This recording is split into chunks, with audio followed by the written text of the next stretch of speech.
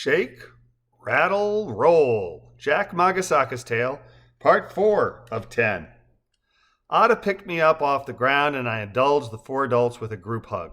Pocky said, "We're getting ready to take Jack for a bike ride. Want to join us?" Sure, Ada responded, nodding. Gonna use a burly trailer? Nope, Pocky said with a grin. Something better. Go get changed and I'll get the bikes ready. Better, huh? Ada asked. This could be interesting. You'll pump up my bike tires? Claro, Pocky exclaimed. Go! You coming? Ada asked Libby. Not this time, she said. Somebody's got to cook dinner. Oof, Ada replied. Is that a dig?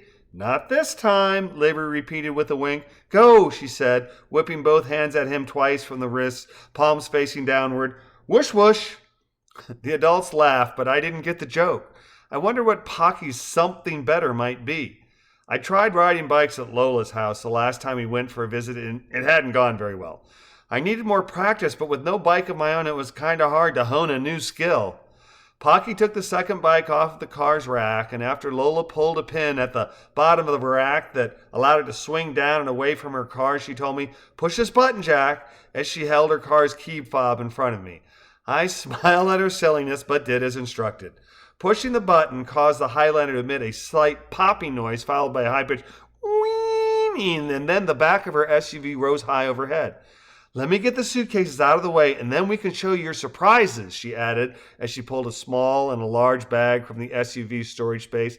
Come on, she said. We can roll these in and get ready for our bike ride. But what about my surprises? I asked, with perhaps a bit too much emotion.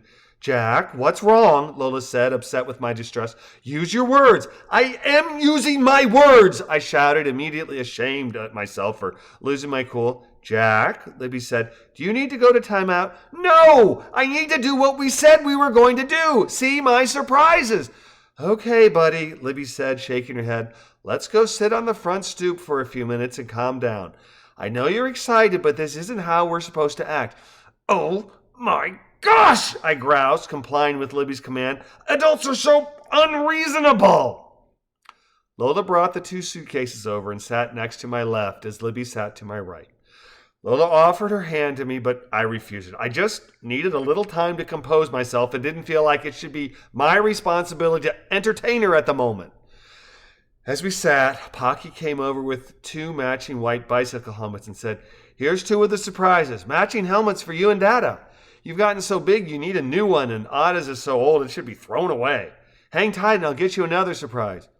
Thank you, I said quietly, which earned me some praise from both Libby and Lola, which helped soothe my bruised feelings. Here, Jack, Lola said, let me fit your helmet for you. I turned toward Lola to facilitate with the helmet fitting, which meant that Pocky was no longer in my field of vision.